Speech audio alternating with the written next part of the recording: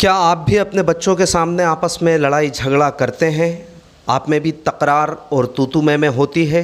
अगर ऐसा है तो अपनी आदत को आज से बल्कि अभी से बदल डालिए, क्योंकि आपके बच्चे पर इसका कितना नकारात्मक असर होगा इसकी कल्पना भी आप नहीं कर सकते। आपके होश उड़ा देने वाली बात तो ये है कि बच्चा बड़ा होकर आत्मघाती कदम भी उठा सकता है। ये तथ्य किसी विशेषज्ञ ने नहीं बल्कि नर्सिंग फर्स्ट ईयर की एक छात्रा ने पोस्टर बनाकर समझाने की कोशिश की है। आज़ादी के अमृत महोत्सव के अंतर्गत स्वस्थ मन स्वस्थ तन अभियान के तहत द्वितीय चरण में आज रेड क्रॉस भवन में महिलाओं और बच्चों के मानसिक स्वास्थ्य थीम पर विभिन्न प्रतियोगिताओं में विजेता छात्र छात्राओं को पुरस्कृत किया गया। रंगोली प्रतियोगिता प्रथम पुरस्कार शिवांगी कॉलेज, द्वितीय ओमकार कॉलेज, तृतीय प्रधानमंत्री कौशल केंद्र। पोस्टर प्रतियोगिता में प्रथम शिवांगी, द्वितीय ओमकार, तृतीय साक्षी। स्लोगन प्रतियोगिता में प्रथम प्रधानमंत्री कौशल केंद्र, द्वितीय और तृतीय ओमकार कॉलेज को मिला।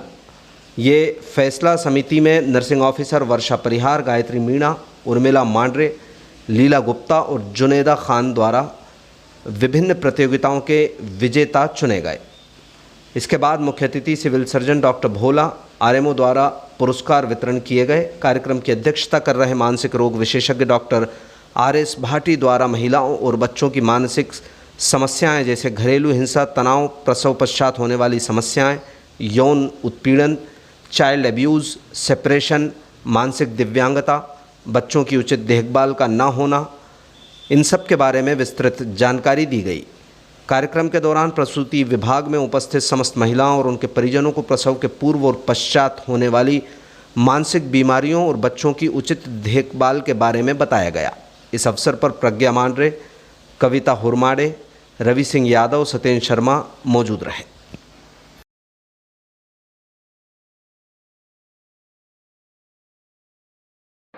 ये हमारे कॉलेज की तरफ से हमको बुलाया गया था, इस वजह से हमने ये पोस्टर बनाया गया है। इसमें मैं बताना चाहती हूँ कि जो पेरेंट्स को जो इसमें चाइल्ड के बारे में बताया गया, जो पेरेंट्स के छोटे से झगड़ा होता है ना, उसकी वजह से वो डिप्रेस्ड रहते हैं हमेशा।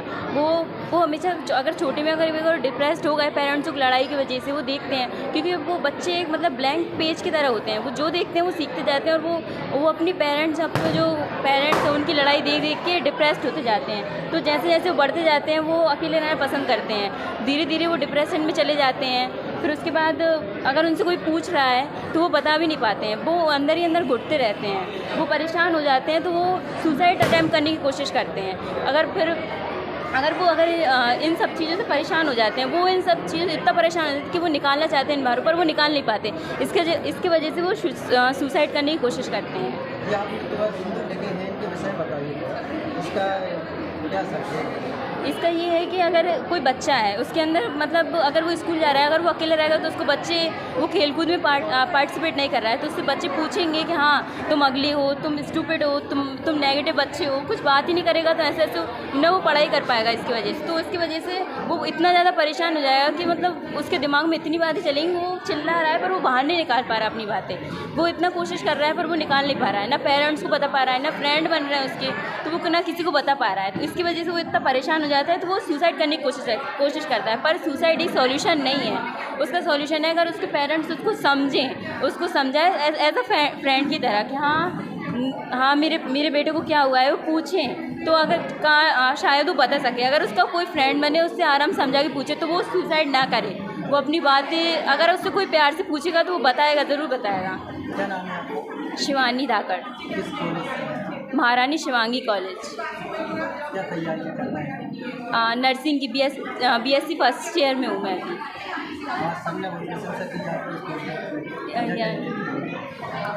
मैंने ये सोच के बनाया था कि मुझे पता चला था कि मेंटल हेल्थ के बारे में बताना है, तो मैंने सोचा कि हाँ हेल्थ में तो यही है कि बच्चों के ऊपर जो प्रभाव पड़ता है ना उसके बारे में बताना है, तो मैंने वही सोच के पूरा कंप्लीट किया है अपना। आज़ादी के अमृत महोत्सव के तहत स्वस्थ तन स्वस्थ मन कार्यक्रम चलाया जा रहा है राज्य सरकार द्वारा। इसी उपलक्ष्य में इस बार जो थीम है वो महिलाओं और बच्चे के ऊपर है, तो हमने इस बार कॉलेज की महिलाओं को गर्ल्स स्टूडेंट्स के माध्यम से एक संदेश देने की कोशिश की है। उनके बीच हमने रंगोली प्रतियोगिता, पोस्टर प्रतियोगिता और स्लोगन प्रतियोगिता का आयोजन किया है, जिसमें विभिन्न कॉलेज की गर्ल्स स्टूडेंट्स जो हैं उन्होंने पार्टिसिपेट किया हुआ है। और जो भी प्रतियोगिता हमने की है इसको हम पब्लिक को दिखा करके, इनको लगा करके अस्पताल के अंदर पब्लिक को अवेयर करेंगे इसके माध्यम से। साथ ही आज के कार्यक्रम में हम महिला जच्चा खाना जो है उसके अंदर भी जाकर के वहाँ पे एक प्रोग्राम करने का हमारा वो है अभी, कि वहाँ जाकर के भी हम महिलाओं को जागरूक करेंगे और जो भी मेंटल हेल्थ से संबंधित प्रॉब्लम आ रही हैं महिलाओं के बच्चों को, वो क्या क्या प्रॉब्लम है, उसके लिए कैसे वो दूर कर सकते हैं, क्या उपाय करने चाहिए, इस पर बात करेंगे और अवेयरनेस फैलाएंगे। जैसा कि आज बच्चों ने रंगोली प्रतियोगिता बनाई है, तो क्या संदेश देना चाहेंगे?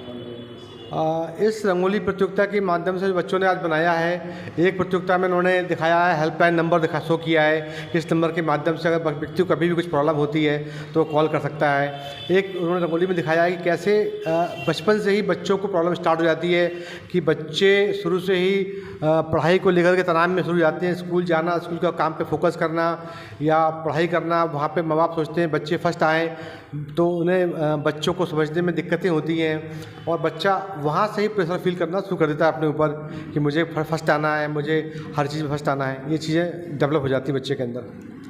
तो ये सब बातों को लेकर के हमने मतलब अवेयरनेस कैंपेन फैलाने की कोशिश की है कि इसके माध्यम से हम लोगों को जागरूक कर पाएँ।